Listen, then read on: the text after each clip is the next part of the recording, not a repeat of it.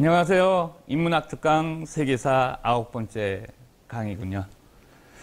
자, 오늘은 19세기 중반부에 있었던 미국의 남북전쟁을 살펴보도록 하겠습니다. 우리나라만 6.25 전쟁이 있었던 게 아니네요. 미국도 남과 북이 갈라져서 전쟁을 했네요. 그러나 이 시기는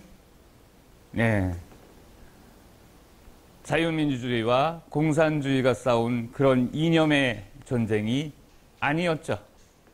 미국의 통치체제와 경제적 이익권을 가지고 싸웠던 미국의 내전이 되겠습니다. 그렇다면 미국은 왜 내전인 남북전쟁을 치렀을까요? 자, 우선 시기적으로 남북전쟁이 있었던 시기는 1861년에서 5년까지입니다. 이 시기를 우리나라하고 대입을 해보면, 비교를 해보면 세도정치 말기에 흥선대원군의 개혁정치 초반기죠. 저는요, 역사를 공부한 사람으로 제일 안타깝게 생각하는 우리 역사의 한 부분이 바로 1801년부터 1863년까지의 세도정치 기간이었습니다. 비정상적인 일개 가문이 나라를 장악해서 자신들의 사리사욕을 채웠던 정치적 후퇴, 민족정신의 후퇴, 국력의 후퇴를 초래했던 바로 그 외척에 의한 세도정치. 63년, 너무도 귀중했던, 세계사에서 너무도 귀중했던 60년 세월을 19세기 전반기 우리는 뒷걸음질 치면서 안으로의 모순점만 키워 나갔던 것이었죠. 그때 떨어진 국력은 회복할 수 없었고, 그 이후에 외세한테 식민화되는 치욕을 겪게 되는 가장 큰 원인이라고 생각을 하고 있습니다. 바로 그 세도정치 말기, 그리고 그 세도정치의 모순점을 타파한 흥선대원군 초반기, 이때가 바로 미국의 남북전쟁 시기입니다. 세계사를 공부하실 때요, 다 아시는 거지만 어떤 중요한 사건이 어느 나라에서 벌어졌다 그러면 그 사건이 있었을 때 우리나라의 역사는 뭐가 전개되고 있었는지 요거를 비교하시면서 공부하시면 너무 재밌고 좋아요.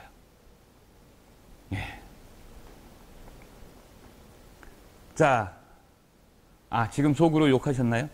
니나 재밌지 내가 재밌냐? 농담이고요. 자, 그렇다면 내용을 살펴보겠습니다. 미국이 색깔별로 나눠졌네요. 지금 미국은 50개 주입니다. 그 당시에는 조금 달랐겠지만요. 주별로 막 나눠져 있어요. 이건 뭔가요, 도대체? 19세기의 미국입니다. 자, 미국은 영국의 식민지로 출발을 했고요. 그 개발 단계에서 특성을 가지게 되었다는 겁니다. 미국이 세워진 것은 동부 13개 주가 중심이 되어서 영국으로부터 독립을 했습니다. 따라서 초기 미국은 여기였습니다. 그렇죠? 미국의 독립전쟁 이후 독립을 쟁취한 미 합중국은 서부 개척을 시작을 했죠. 동쪽에서 서쪽으로. 다시 말하면 대서양 연안의 국가에서 태평양 쪽으로 미 개척지를 개척하고 나갔습니다. 이것이 서부 개척이고요. 이때 통치 행정관이 바로 보안관이었죠. 그래서 이 서부 개척의 과정을 그린 영화들이 바로 서부극, 서부 영화입니다. 빵 쏘는 거. 연세에 계신 분들, 청소년기에 서부극 엄청나게 보셨잖아요. 딱 모자 쓰고, 예? 그 보안관 마크 달고, 그리고 보안관이든 아니든 누가 먼저 총집에서 총을 빼서 쏘느냐에 따라서 법이 결정되고, 예, 누구 죽였다고 잡아가지도 않았죠, 그때. 그 서부개척 영화가 바로 독립이 여기서 이루어지고요. 여기서 대륙을 횡단하는 요 태평양 연안까지 오는 요 서부개척의 시대를 영화화한 게 바로 서부개척 영화가 되겠습니다.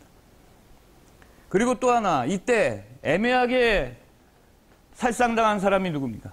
인디언들이죠.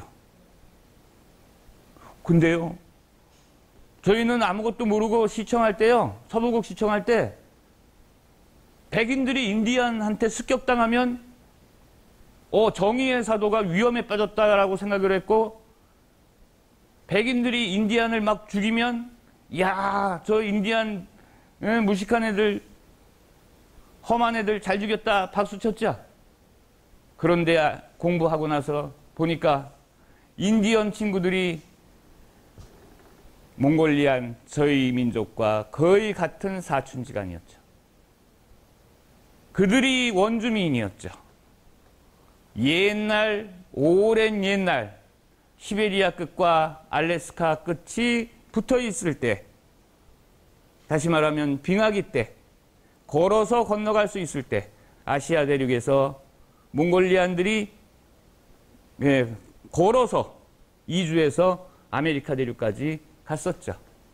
그 황인종들이, 우리의 사촌들이, 우리의 형제지간이 바로 인디안이죠. 그들은 아이를 낳으면 우리처럼 몽고 반점이 엉덩이에 찍혀 태어납니다. 우리하고 동족이 죽었는데 백인한테 우리는 철 모르고 박수를 친 적이 있었습니다. 자, 그거 얘기하려고 한 건 아니고요. 나온 김에,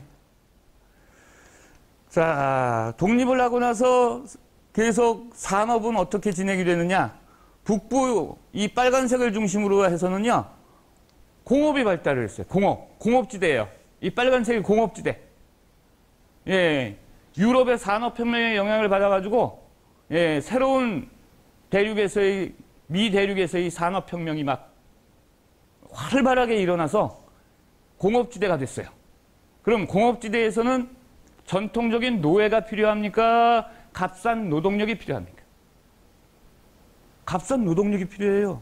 공업지대에서는. 왜 그럴까요? 여러분들이 소상공인, 예를 들어서 요즘에 코로나 때문에 막심한 피해를 보고 계신데, 저도 마찬가지였습니다.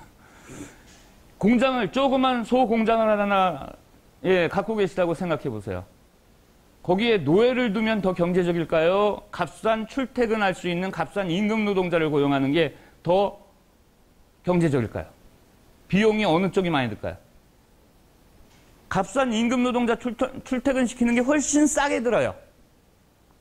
노예를 두게 되면 먹여야죠. 재워야죠. 그 다음에 임금만 주지 않을 뿐이지 그 사람들이 노동을 어느 만큼의 높은 질에서 할 수 있느냐. 그렇게 시키려면 교육도 시켜야죠. 여러 가지 제반 비용을 본다면 시급받고 일당받고 와서 일하고 퇴근해 주는 게 훨씬 더 경제적으로 비용이 덜 들어간다는 뜻입니다. 그러니까 이 북부를 중심으로 하는 공업지대 빨간색으로 되어 있는 이 지대에서는 값싼 임금 노동자들이 필요했다는 뜻이고요. 그런데 전통적인 남부지대는 따뜻하죠. 이 따뜻한 지역에서는 농업지대가 됩니다.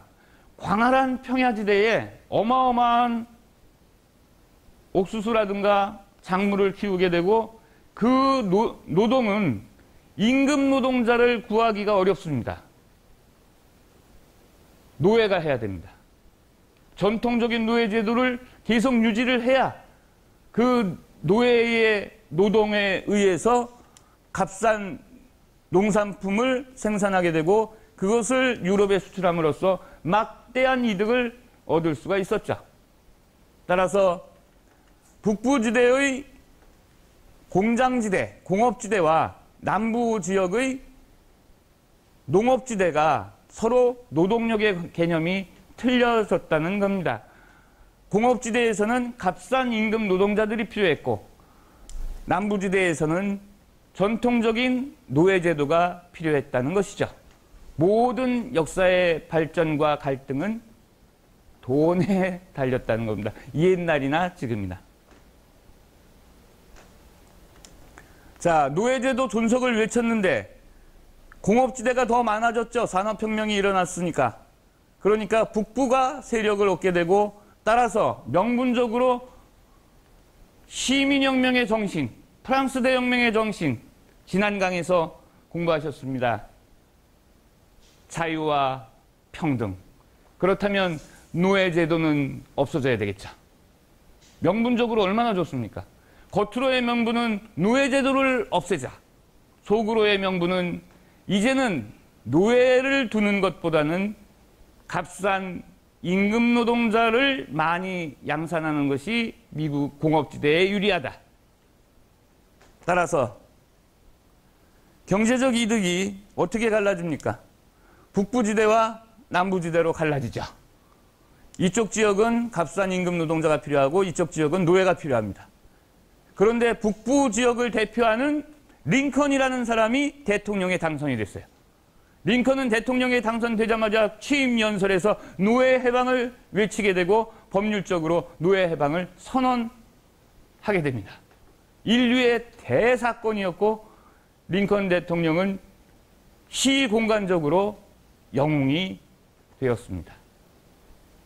그런데 이 남부는 경제적으로 몰락의 길을 걷게 되는 시초가 되는 것이죠. 엄청난 반발을 했죠. 드디어 남부연합군이 형성이 됩니다. 남부연합군이 북부를 향해서 진격하면서 북쪽에서도 거기에 대항하는 북부군이 형성이 되겠죠. 따라서 남부군과 북부군이 치열한 전쟁을 벌이게 되었던 것입니다. 그것이 바로 1861년에 터진 미국의 남북전쟁의 원인이죠.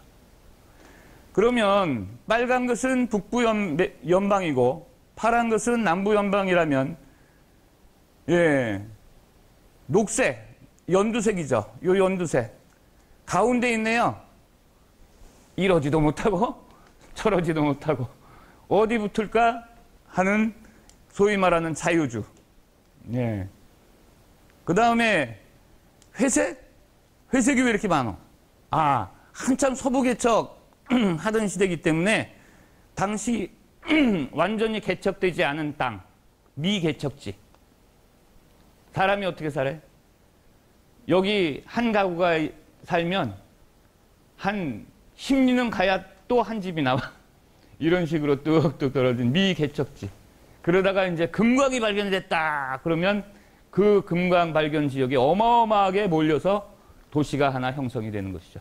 그럼 도시가 형성되면 술집이 생기고 그때는 치안이 국가 공권력으로 되지 않으니까 자체 치안력인 보안관이 한 사람 선정이 되고 그리고 모든 개인들이 무장을 하고 다닐 수밖에 없었던 그런 시절이죠. 그래서 요 회색은 서부 미개척지.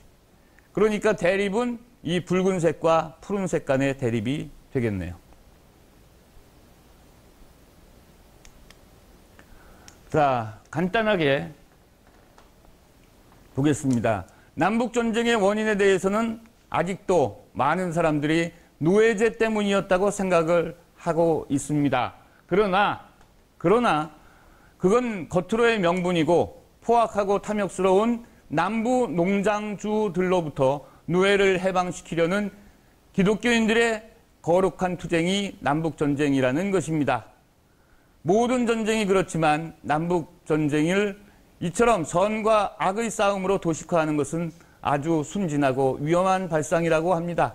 당시 노예제도가 아무리 가혹했다고는 하지만 솔직히 북부의 공장주들 역시 노동자들을 노예보다 더 낮게 대우하지는 않았고 남부의 노예주들 중에서는 양심적인 사람들도 많았던 것입니다. 그래서 우리가 인도주의적 입장에서 노예 해방을 한 게 아닌, 그렇게 알고 있지만 그건 겉으로의 의미이고 실제로는 돈벌이에 의해서 해방되었다는 것이죠.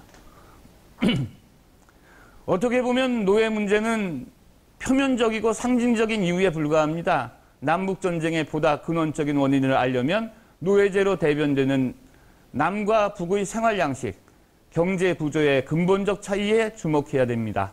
17세기부터 남부는 전원적이며 농업 위주였고 북부는 도시적이고 공업 위주였습니다. 초기에는 이 둘이 그런대로 조화 균형을 이루고 있었으나 나라가 커지고 산업이 발달하면서 북부의 생활 양식이 남쪽을 압도하기 시작했고 남부의 입지는 자꾸만 좁아져 갔기 때문입니다. 연방의회는 북부에 일방적으로 유리한 법령만을 통과시키고 철도의 대부분은 북부에만 건설되었고 이민은 기반 잡기가 비교적 쉬운 북부에 집중되었고 노예들도 지하 열차를 타고 북부로 서부로 도망쳐 나갔던 것입니다. 그것도 부족하여 이제는 북부는 노예제 폐지를 외치며 남부의 생활 기반을 송두리째 파괴하려고 했던 것입니다. 여기에서 실질적인 남북전쟁의 원인이 있었던 것이지 기독교 신앙적 인도주의 입장에서의 불쌍한 노예의 해방은 겉으로의 구호였다는 겁니다.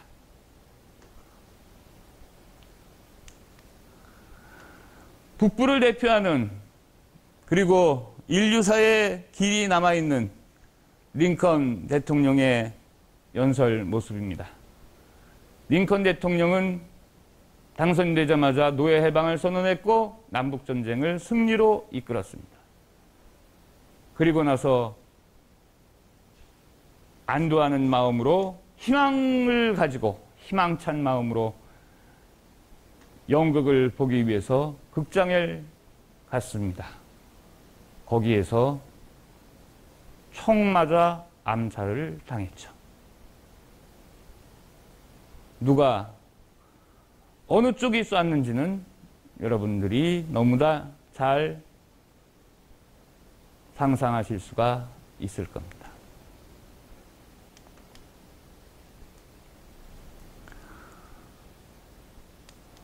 아이고, 이게 왜, 네. 자, 남군의 모습입니다.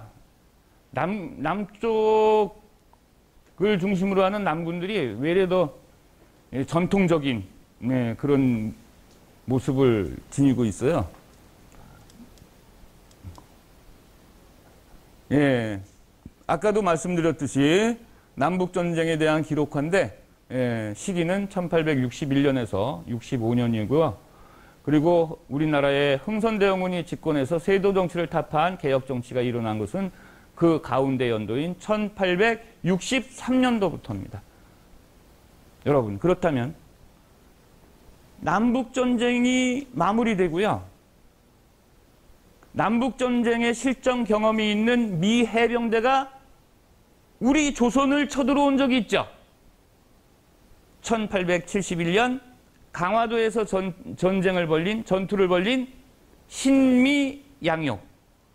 1871년이니까 남북전쟁이 끝난 지 6년 만에 조선에 쳐들어왔다 이 말입니다. 그러면 6.25 전쟁 끝난 지 6년 만에 그러면 실전 경험이 있는 군인들이겠죠. 이때 신미양요 때 강화도에 쳐들어온 미군은 바로 남북전쟁에서의 최고의 활약을 했던 해병대들이 쳐들어왔다는 것이죠. 따라서 상대가 안 되게 무기체계의 우수성과 실전 경험을 바탕으로 한 미 해병대 병력에 의해서 박살난 게 우리 조선의 강화도였습니다. 1871년 신미양요. 네. 자, 이렇게 해서 오늘도 미국의 남북전쟁에 대해서 살펴봤습니다. 다음 시간에 또 재밌는 소재를 가지고 여러분하고 만나 뵙기를 약속드리면서 마치겠습니다. 고맙습니다.